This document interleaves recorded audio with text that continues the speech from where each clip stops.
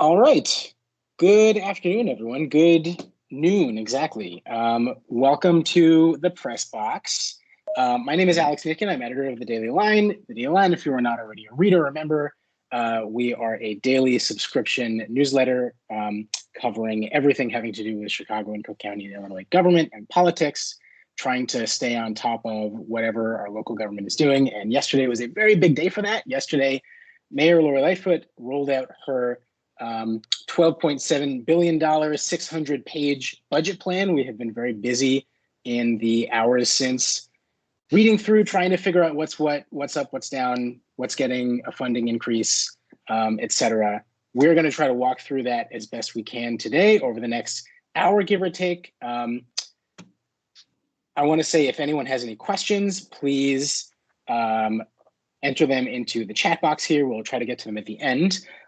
Now I want to introduce who else I'm going to be talking about this with. So Erin Hegarty, our reporter, City Hall reporter, covering everything having to do with Chicago City Council, and very excited to introduce A.D. Quig of Crain Chicago Business and longtime The Daily Line alumna. Welcome back, A.D. It's great to have you both. Thank you for having me.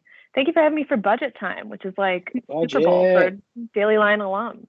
Absolutely. We've been psyching ourselves up for this for weeks. So this is the general agenda of what we are going to be talking about here, sort of running through the basics of the budget and then getting into some specific elements of the Chicago Recovery Plan and other planks of the budget. So starting with just kind of an overview, I mentioned 12.7 billion, I'm sorry, 16.7, I misspoke earlier, $16.7 billion this budget, a really substantial increase over 12.8 billion, which is what the 2021 budget was. We'll talk about some reasons for that in a minute.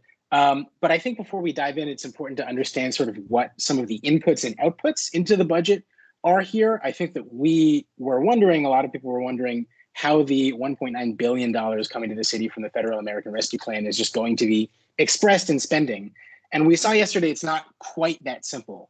The city has that 1.9 billion that is then being joined together with $600 million in new general obligation bonds that the city is issuing, that a whole bunch of that is getting lumped into just sort of regular, typical course city services.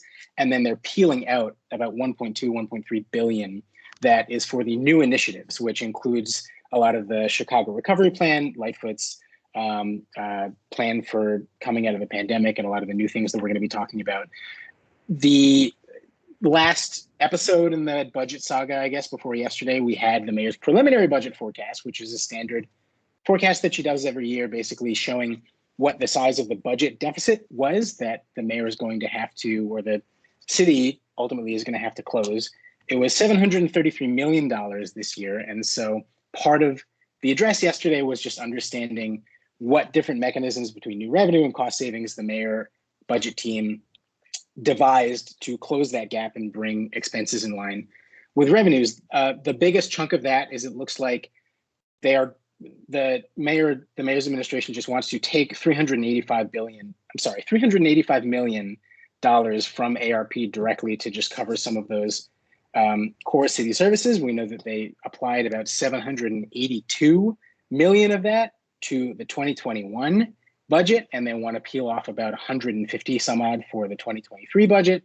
The mayor declared a TIF surplus, which is something that she has done every year that is in her power to do, to take excess money from tax increment financing districts that hasn't been allocated to capital projects, and can just sort of apply that to the budgets of all taxing bodies across the county. The biggest beneficiary of that is going to be Chicago Public Schools, which gets the lion's share of your property tax bill, but the city itself is going to get about $68 million from that.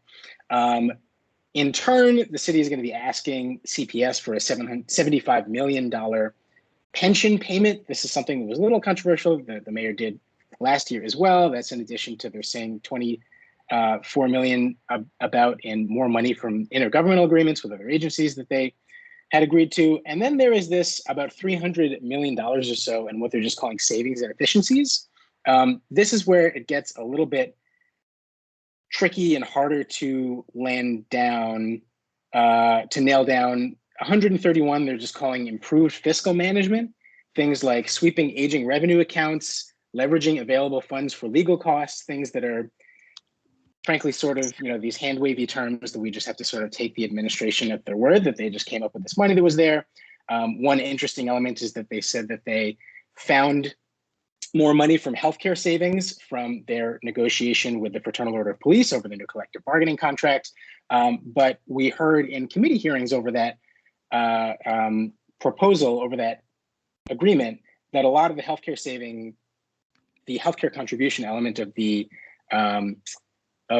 contract still needs to be ironed out. So it seemed like they just sort of, the budget office hit a target and sort of made a projection. A $77 million overall hike in the property tax levy.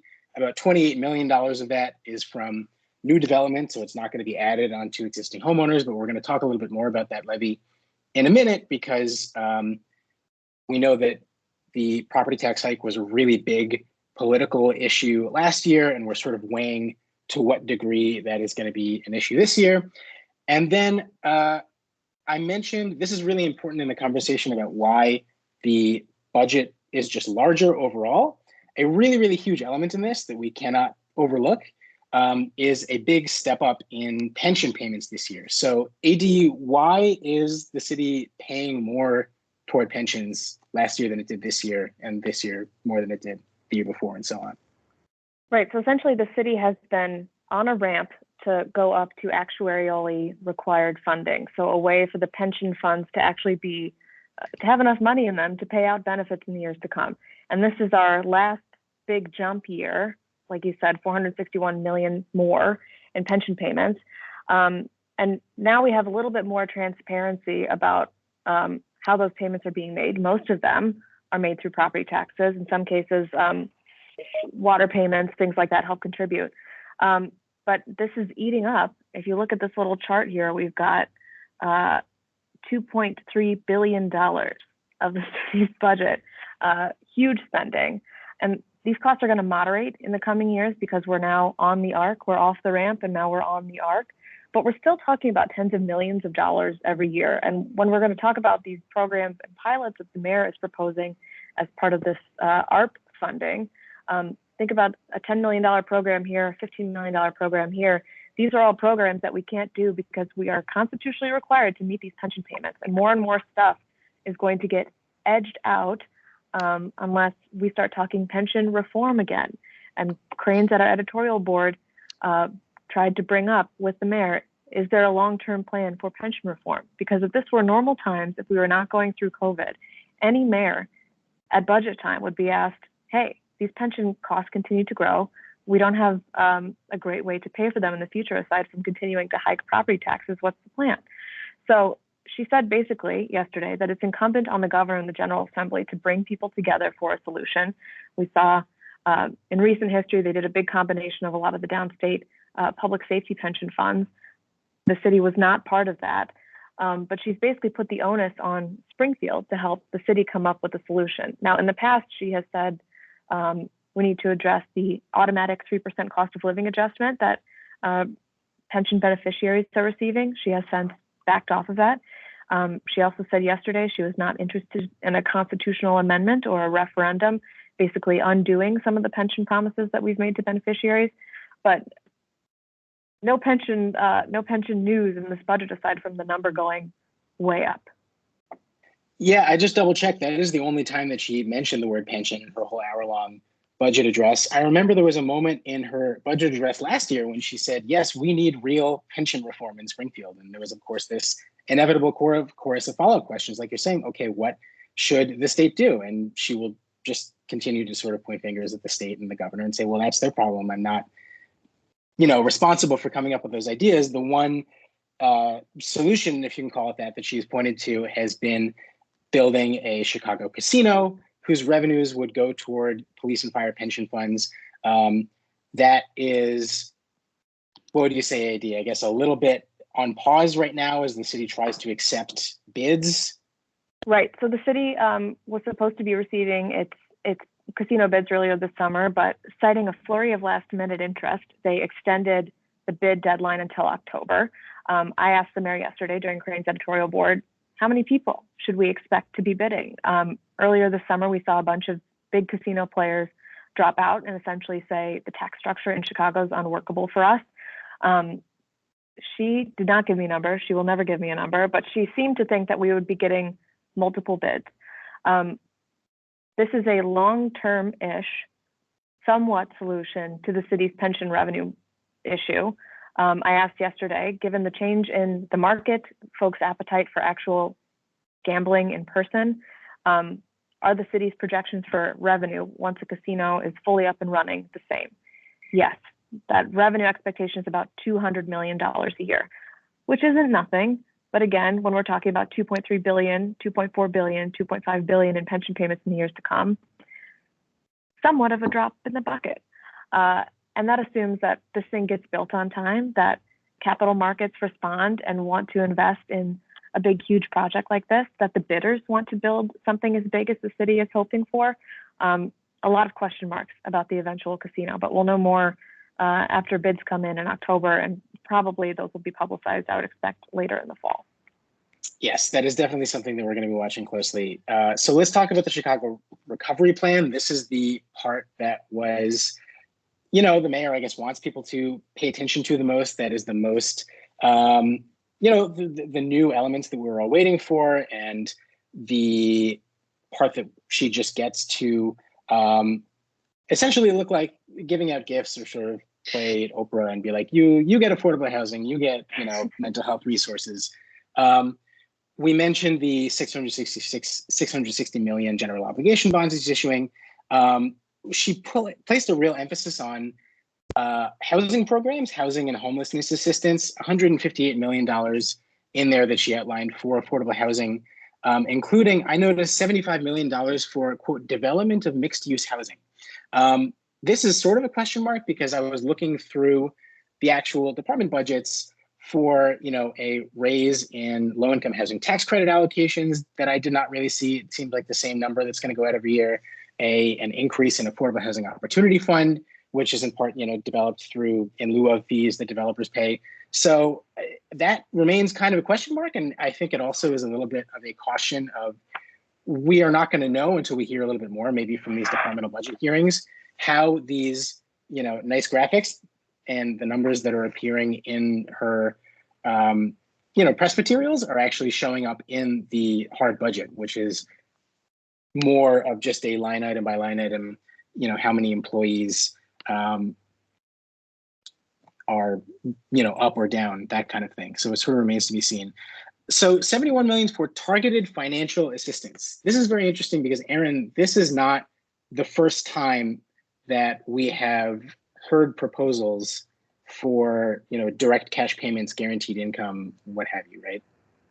Right. So Lightfoot's proposal as part of the recovery plan very closely mirrors that of an ordinance that 36th Ward Alderman Gilbert Villegas proposed in April, but that hasn't gone anywhere yet.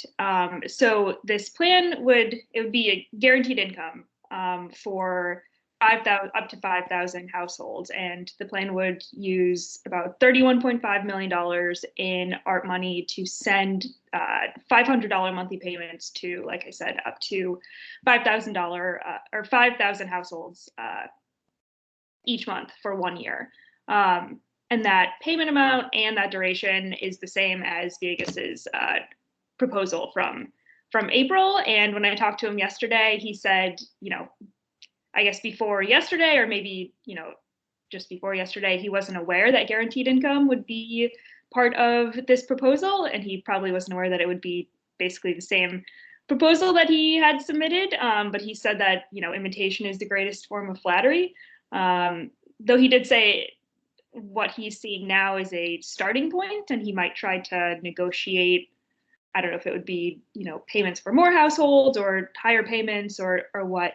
But he also kind of said he was frustrated that, with this same proposal that he submitted months ago, the city could be, halfway into a guaranteed income pilot program if this would have just been taken up when he submitted it.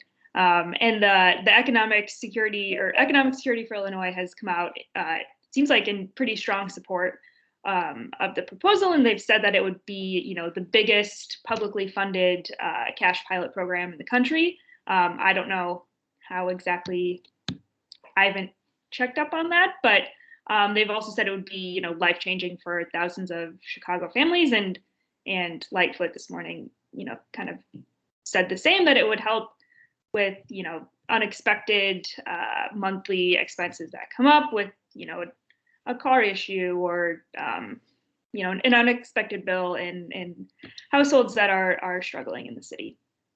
Yeah, it was interesting because, no, go ahead, Amy.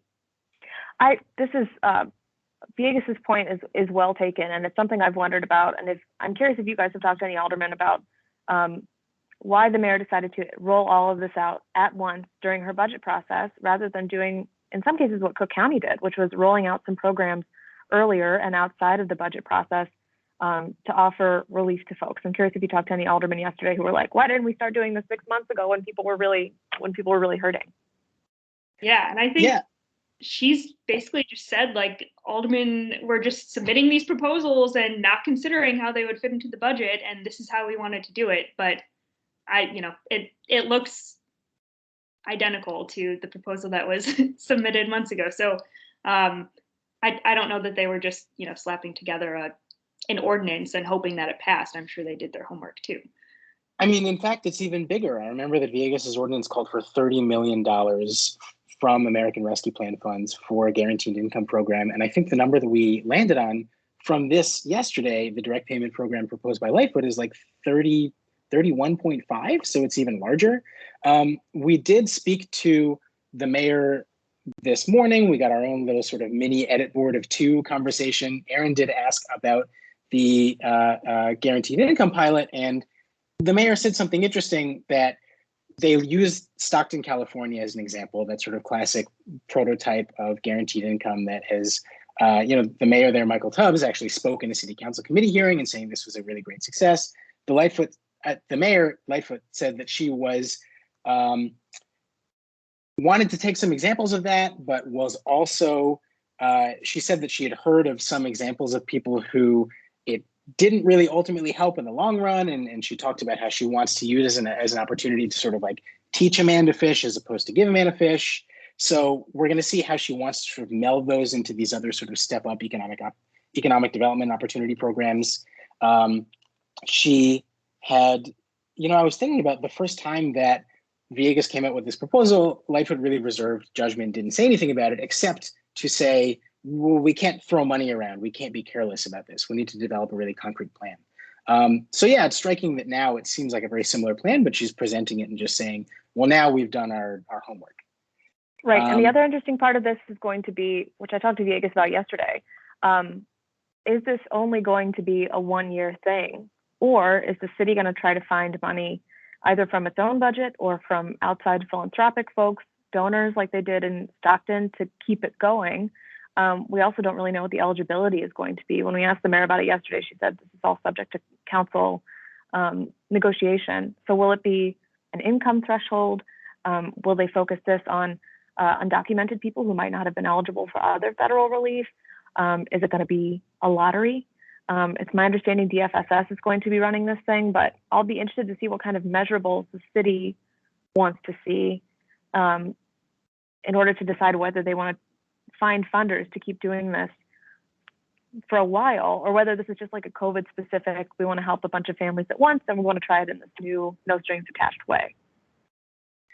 Yeah, that is definitely a good point. I know that the mayor has talked about this or at least talked about the budget as we just want to sort of help people out and kickstart them onto a newer plan. We'll actually have to see, like so many things in the rest of her plan. Is this a one-time thing? Is this going to be permanent? I wanted to flag a couple of other things that we found in the recovery plan. $166 million for, quote, community development, which included $54 million for vacant buildings rehabilitation and $87 million for reactivating city-owned land. This caught my attention because an issue that has come up in housing committee meetings, I've heard aldermen complain about, is this really long backlog of city-owned property sales, of city-owned properties being sold through what's called the ANLAP program, the Adjacent Neighbors Land Acquisition Program. Thank you very much. That is to help people who just, live next to vacant lots, purchase them from the city. Aldermen have been super frustrated. They have these long lists of people who want to be part of it, and housing has just not gotten to them. So that's something that, again, we'll have to see, is this going to help them work down that backlog?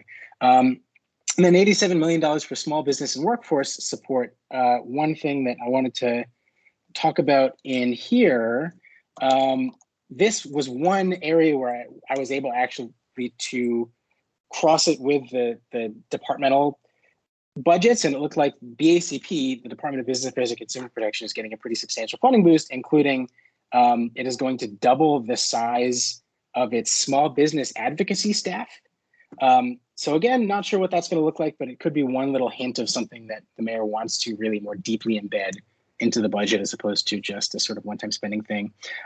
Anything else before we move on? Either of you guys want to talk about in that recovery plan, or other elements that you noticed do you think deserve more attention? I see there's $10 million in here for equitable transit-oriented development. TOD Yes. was a big issue in the development community pre-COVID. So seeing what they're going to do with this $10 million, if they're just promoting it as this is financial incentives for developers or what, I'll be interested to watch. Anything that involves development, like I know they're planning on either probably tearing down or rehabbing a lot of vacant buildings. People get pretty worked up about building demolition, so I'll be anxious to see. And then, is there going to be departmental resources to pull this off? Are they going to hire enough people to be able to implement what they're proposing? But I guess we'll learn a lot more about that during budget hearings. Definitely, and also we'll have to see which development groups and which developers are going to be trying to jump into the breach and be the first to take advantage of all those programs. So I wanted to specifically talk about public safety here, because a big part of the debate between the sort of Chicago Rescue Plan coalition of progressive aldermen and the mayor has been over this question of, is police funding going up? Are the police being defunded, or is the city investing in alternative means like a mental health emergency response system or anti-violence street outreach intervention? The mayor's answer seems to be all of the above. She told us a while ago she has absolutely no intention of reducing the police department budget, and it's been pretty widely reported that CPD's budget is going up pretty substantially from about, under her proposal, from about 1.7 billion to about 1.9 billion. But if you look under the hood here, the number of full-time employee allocations is barely moving. It's like a half dozen more maybe than under 2021. And so the reason for this is we're seeing this huge increase in cost related to the retroactive pay raises that are finally going into effect after they had been stalled for many years with the rank and file police work without a contract. And this is something that I asked the mayor about this morning. Why is that full-time employee count staying the same in CPD? She basically said that this is the number that CPD says that we can do. A big part of that is because, in addition to we should set up for context, 600 vacant positions were cut. About 670 vacant positions were cut from CPD going into the 2021 budget. And beyond that, because of attrition retirements, there are now about 1,066 vacancies out of a force of about 14,000 employees that CPD is now dealing with. And so they are really scrambling to try and fill those positions. They have, they had to suspend a couple of academy classes during the pandemic, and they're really trying to catch up with that. But basically, that seems to be the story here. CPD has to catch up with recruitment. And it's a little bit interesting, and I'm sure some people will be a little frustrated to see the city is spending $200 million additionally on CPD, again, under her plan next year. And that extra $200 million will buy us nothing material, really. What it will buy us is, officers' salaries from 3 years ago. And we understand that there's about a $378 million price tag for those retroactive raises. The mayor and her budget team have talked about doing this sort of refinancing of about $1.2 billion in debt to come up with the outstanding $274 million that is going to cost. And then the mayor also talked about the sort of non-police, responses, other alternative kinds of measures that the city can do to attack violence that those groups have been calling for. So you guys have both reported pretty extensively on that Chicago rescue plan, the sort of defund the police alternative to, pre-alternative to the mayor's plan. And one thing that we heard from some of those aldermen, like Rossana Rodriguez-Sanchez, you see here, saying that it seemed like there were a lot of similarities between the two plans. Do you think that they were correct about that? Now that we've actually seen the budget, what are we seeing in here, Erin or AD, that either mirrors that or is a departure from that? Yeah, I think maybe AD, you reported a bit more extensively on this, but it is interesting to see all these proposals that I'm getting my names mixed up here, Chicago Rescue Plan that was filed by Alderman Daniel Espada and backed by, the progressive aldermen. They're all kind of tucked into this recovery plan. And I don't know.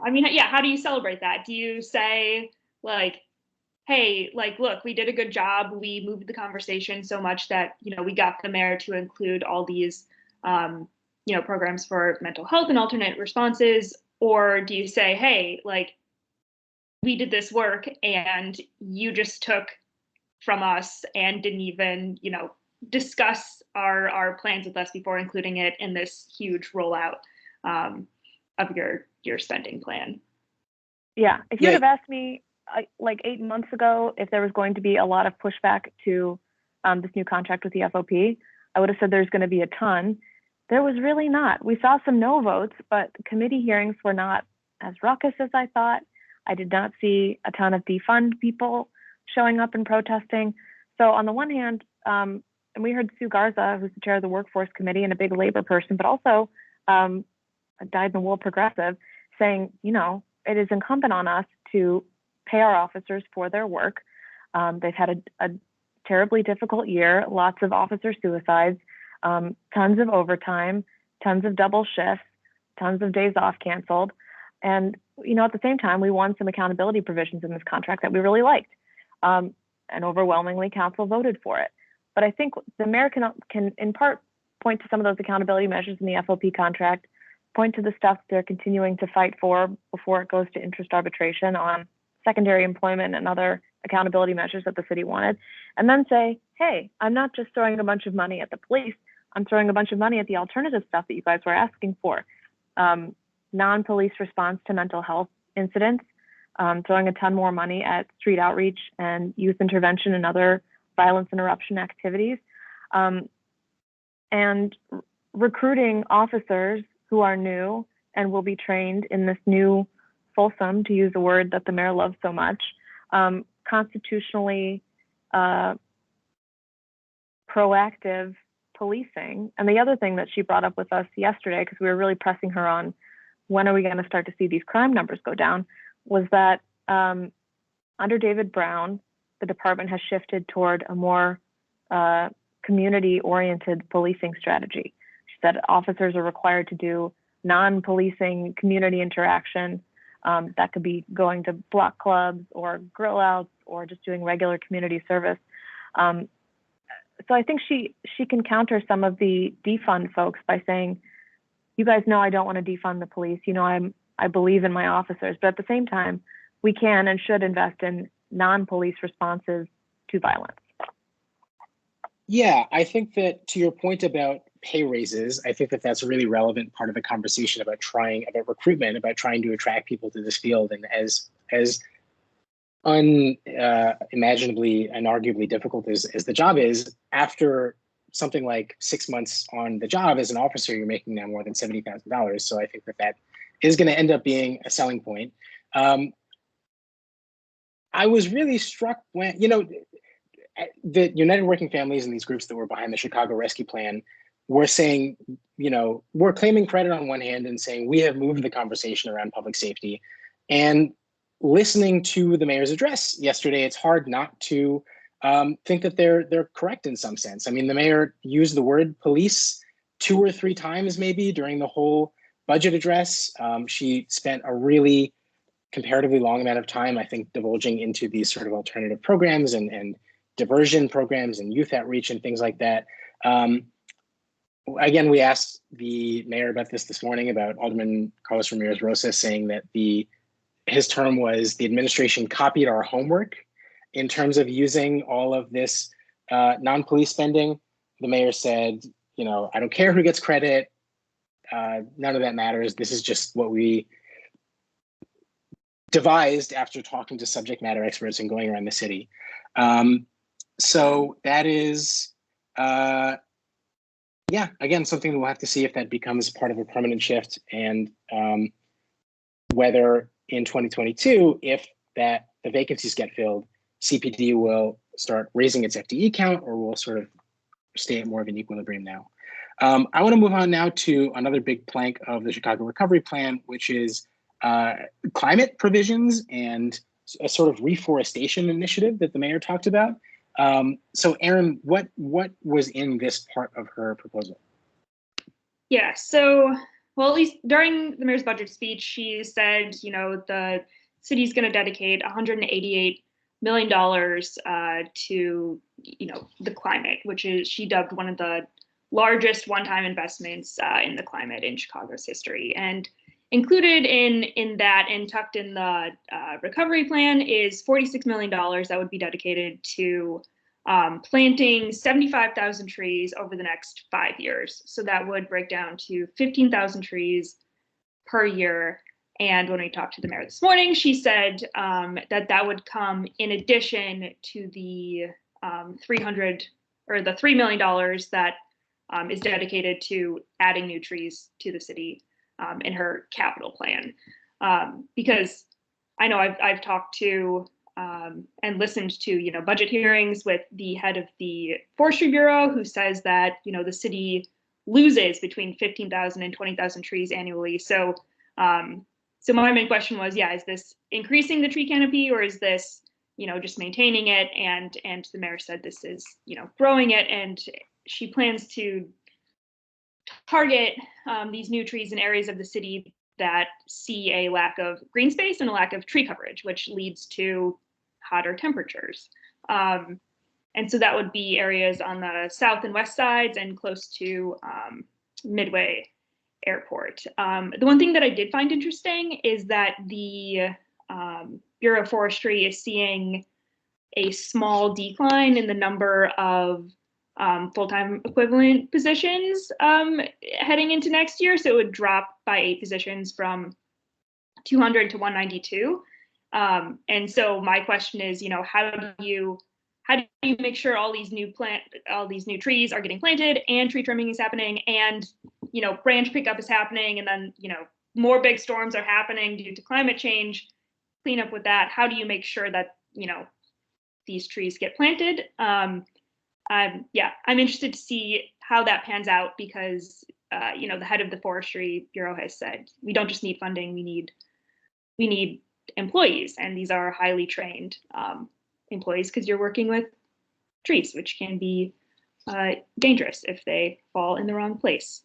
But yeah, so in addition to the tree plantings, the mayor plans to expand green infrastructure, including green alleys, which I know is usually, listening to some budget hearings last year, it seemed like aldermen were interested in green alleys and using their menu money for green alleys. So they're also super expensive, right? I think was their big gripe about it, that they have to use a ton of menu dollars and they can get like one alley of one block to drain properly. Yeah. So that'll be good if you like walking through alleys. And then in addition, so more than $101 million in the recovery plan would go to waste diversion. They said it's a new waste diversion programs, which I'm guessing that would mean composting. I'm not sure, but decarbonization, waterway pollution, mitigating waterway pollution, and some new renewable energy and energy efficient projects in homes and big buildings throughout the city, including city buildings. So, I mean, I don't know, climate change is a big issue, and I feel like sometimes it kind of gets tossed aside. So I am interested to see in the budget hearings how this all gets talked about and what the response to these new programs is. Definitely. I feel like the conversation about tree planting is always a little bit depressing because we have been planting as a city a couple thousand trees here and there, and then losing more than 10, 15,000 trees every year to disease or just storms or things like that. We know that trees are, on one sense, a real equity issue, that if you go to, Sauganash and Forest Glen, there is very thick tree cover on the north side, and a lot of south and west side neighborhoods really lack tree coverage, and that has really serious implications for physical health, mental health, being able to stay cool in the summer, just general, property values, livability. So we'll see if this is actually expanding the tree canopy or if it's just sort of treading water. So we have a question, good question from Ayana Simba. And by the way, if you have not seen the chat box, please ask a question if any come to mind. Is there money outlined for the Urban Forestry Advisory Board? Thank you for bringing that up, Ayana. The City Council created an Urban Forestry Advisory Board, basically a group of volunteers to try to come up with policy recommendations to grow the city's tree canopy. I had not seen any. I just did a quick Control F search through the budget recommendations. I do not see anything explicitly for the Urban Forestry Advisory Board. Again, it's not a volunteer board. I'm not sure how much funding they would need exactly, maybe just for like printing materials, things like that, but it's definitely something to ask about, and maybe we'll hear some questions during the Streets and Sand budget hearing.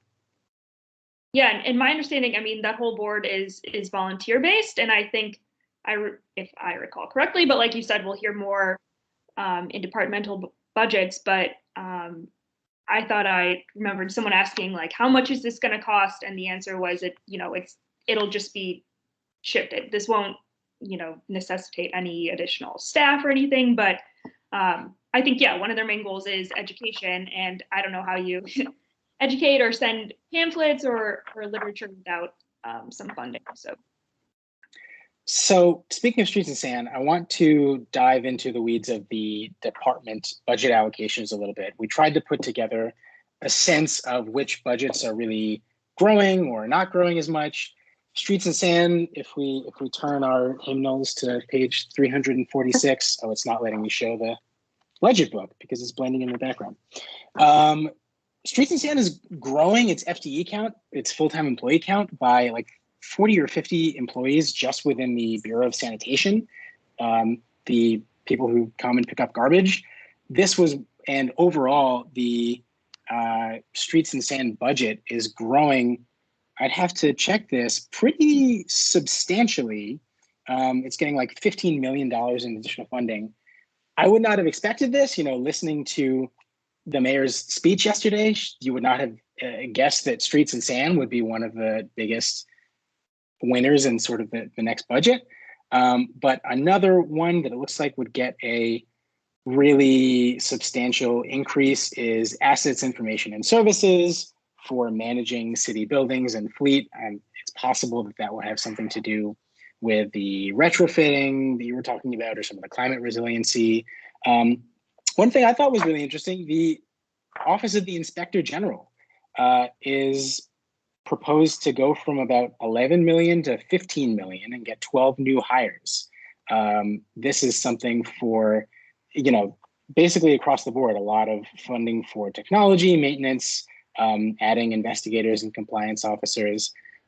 So this is interesting timing, right? As Inspector General Joseph Ferguson is heading out the door. It seems like there is going to be a boost in resources to the next one. I remember that there was a real conversation over the past couple of months related to an ordinance that the IG Ferguson had been pushing to get the city to basically step up its monitoring and transparency of closed police disciplinary records. And they said that it would cost, there were a lot of concerns about cost. They said that it would cost about $2 million over 5 years for like software maintenance and stuff like that. This looks like this budget increase would cover that and more.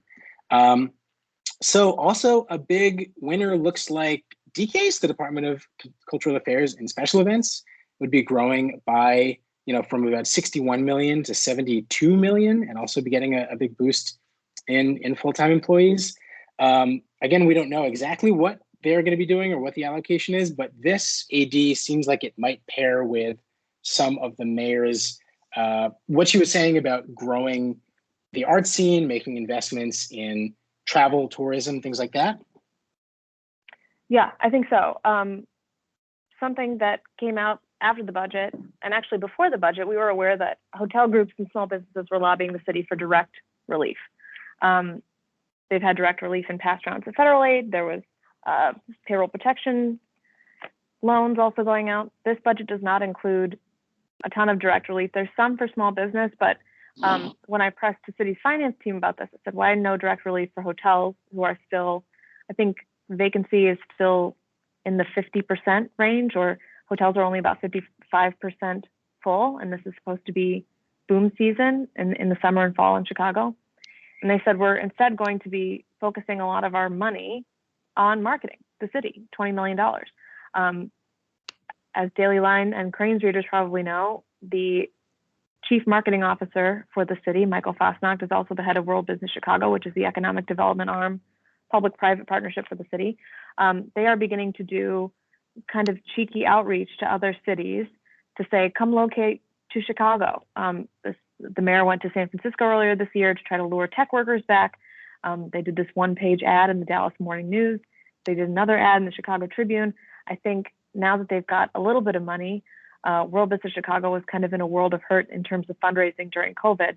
They're going to be going out and kind of aggressively courting businesses and individuals to move back to the city and selling Chicago's true narrative and why it's a good reason to live and work here.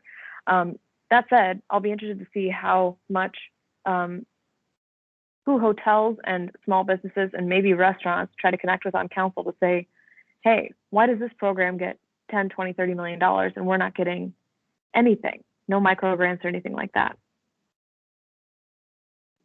So going back into questions and going back to our conversation about tree planting, Jung Yoon asked, is there a map of the neighborhood where trees will be planted? I don't think so. Have you seen anything like that, guys? I don't think that we are there yet. That's definitely something that we'll have to ask about, but this is just the early funding allocation stage. I don't really know a whole lot, or don't know as much as I would like to, about the Bureau of Forestry's processes for how it decides to replace and plant new trees where. But thank you for the story idea. Yeah, and one of their continued, I think, initiatives from, I guess this year and then carrying into next year is a tree registry. So documenting every tree that city has and what type it is. So I do wonder if that could or would be used to help determine where specifically, block by block, I guess, trees need to go and what type of tree needs to go where. Yeah, council budget watchers know that Streets and Sand Day for budget hearings is one of the longest and most detailed, where aldermen will identify specific blocks where there's not enough this or that happening. I am not surprised. I mean, I didn't know it was happening, but I'm not surprised that the city is increasing sanitation workers, because it is not far off from election year. And the one thing that ticks off constituents more than anything is not having good garbage and snow removal. So maybe that was a specific ask from aldermen too, saying, hey, we are falling behind. People are staying at home. They're creating more trash in their homes, and there might be more of a need for more frequent pickups. I think that is a very fair guess. I was going to say that as we look ahead to Department of Budget hearings, there is always an open question of how much conversation is going to be, oh, I noticed this line item in the budget. What's that about? Which is frankly what I'm hoping for a lot of. And how much is going to be, man, there's this tree on my block that I've been calling you guys and I just haven't been able to get someone. You got to, get on someone about that. Streets and Sand is definitely always more of the latter, like you said. And yeah, in particular, we've heard aldermen really complain about the backlog in tree trim orders. I think the last time I've heard is like a 15-month timeline for non-emergency tree trim requests, which again, strange that the Bureau of Forestry is budgeted to lose some employee slots, but we'll have to see what happens there and maybe they'll be asked about it. So Ayana also asked about CDOT's budget. Thank you so much for pointing that out. I must have completely missed that because holy cow, their budget is like doubling from about 600 million to, let me make sure I am in the right place. Department of Transportation going from 621 million allocated in 2021 to about almost 1.3 billion. Yeah. A lot of that. Keep in mind that we're going through this big capital program that the exactly, yeah, last year. Yeah. That seems like the best guess as to why this is happening. It's most of the new funding is going to the Division of Engineering. A lot of grant money going through there, going from like 450 million to 1.1 billion, about 15 new employees being hired. I think that it's pretty fair to assume that this is lining up with the Chicago Works Capital Plan and all of the work that's going to be going through there. And then real quick, I was a little bit surprised to see, and maybe there's something that I'm missing, but the Chicago Department of Public Health budget actually held pretty steady and in fact ticked down a little bit. The allocation from the city's core corporate fund went up, but it's getting a little bit less grant funding. It's possible that a lot of that just factors in, you know, CARES Act money that was going directly toward public health initiatives in 2020 and 2021, and that might be drying up a little bit more. But we'll have to see how that, you know, some of the mental health and other, you know, non-police anti-violence initiatives show up in CDPH, and particular for all the talk about mental health in the mayor's recovery plan. I noticed that the number of behavioral team staffers is staying unchanged from year to year at 14. So maybe those are, you know, it's hard to see how things are labeled. They may show up elsewhere, but something to watch. And then Board of Elections, there is an election next year, and they're going to be adding funding for that. So other things, vote early and often. Yes, delayed 3 months. So, but pre-slating is, I believe, Cook County Democratic Party pre-slating is next month. It is, we are in election season. A couple other things that we pulled out. Erin, you noticed something about one particular city council committee meeting that we have not been hearing a whole lot from this year, right?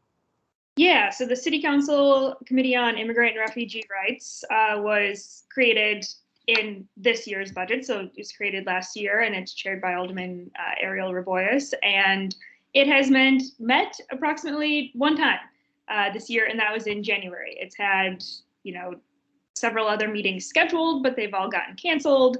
It's scheduled to meet again tomorrow to take up a resolution, but it, like every other city council committee, is getting a boost in its budget to, for what you know, the mayor says there's, you know, increased costs with meetings and running committees, but I don't know, I find it kind of hard to believe that you would give a committee that has met once this year in January.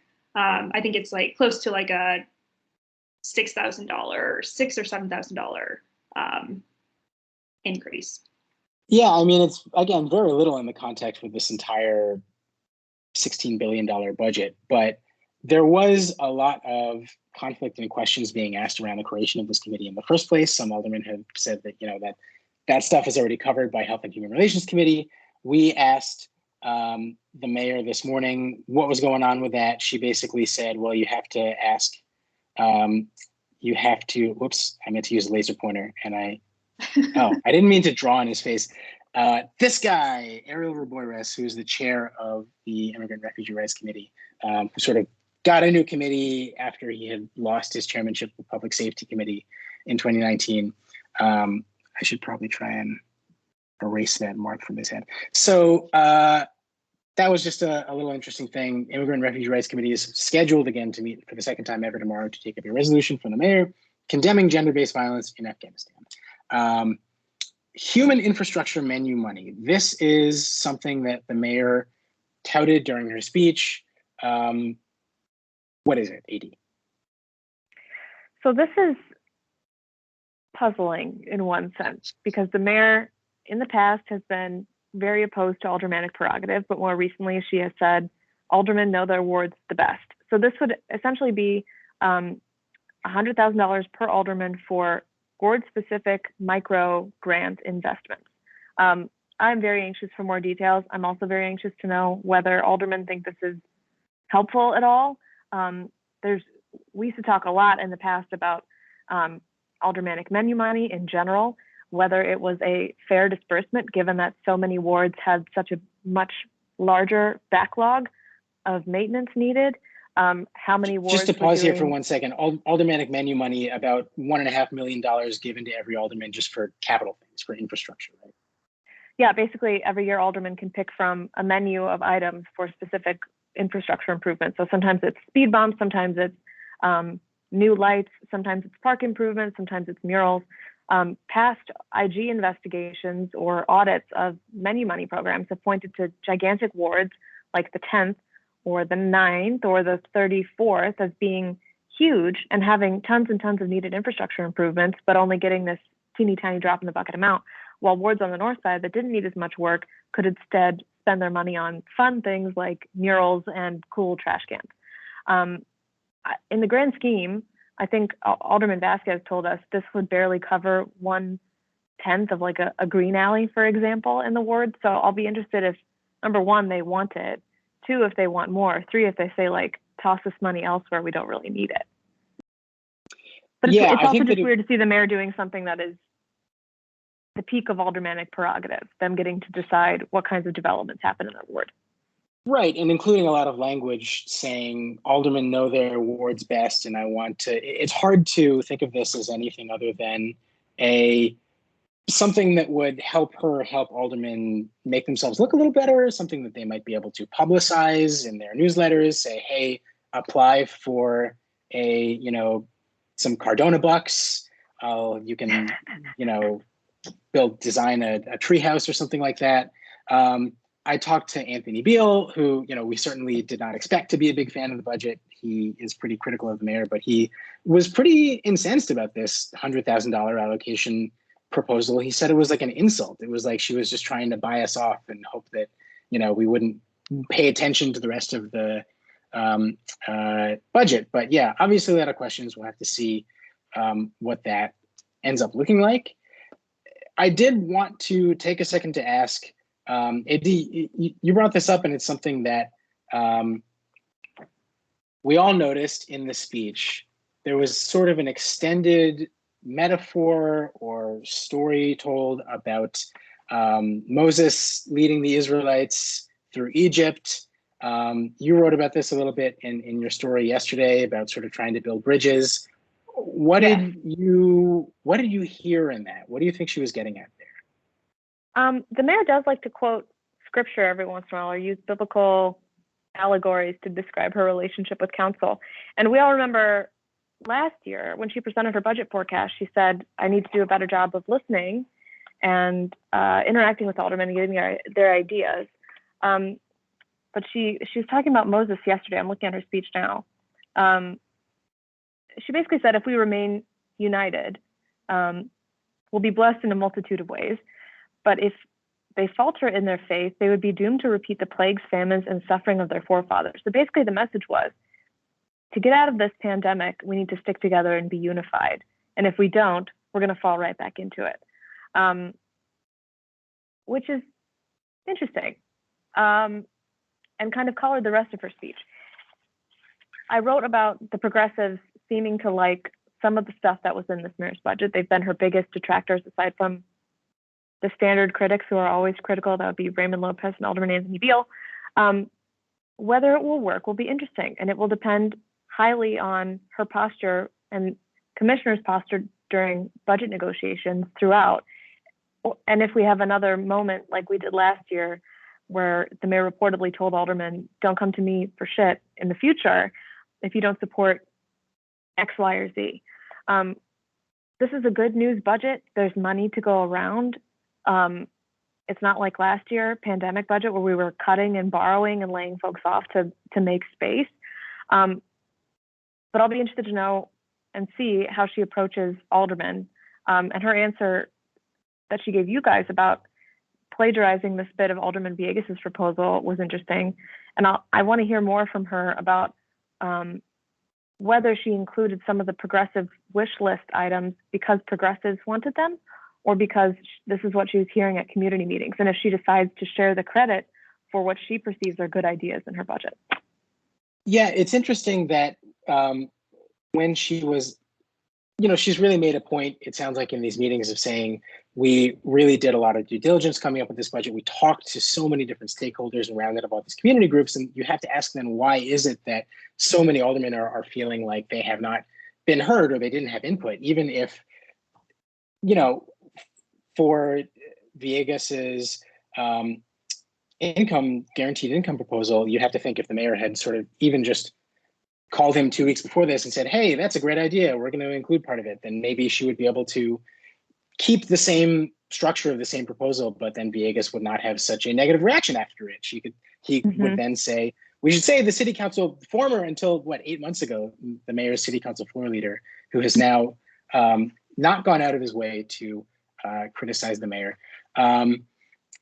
So yeah, I think that it really begs the question of it might start on the mayor sort of on a difficult foot, I guess, if you can put it that way, if even the groups that agree with a lot of the things that she has added into her proposal feel like it is starting out sort of on bad faith, or that they, were ripped off from them, I guess. On that note, I just touching back onto the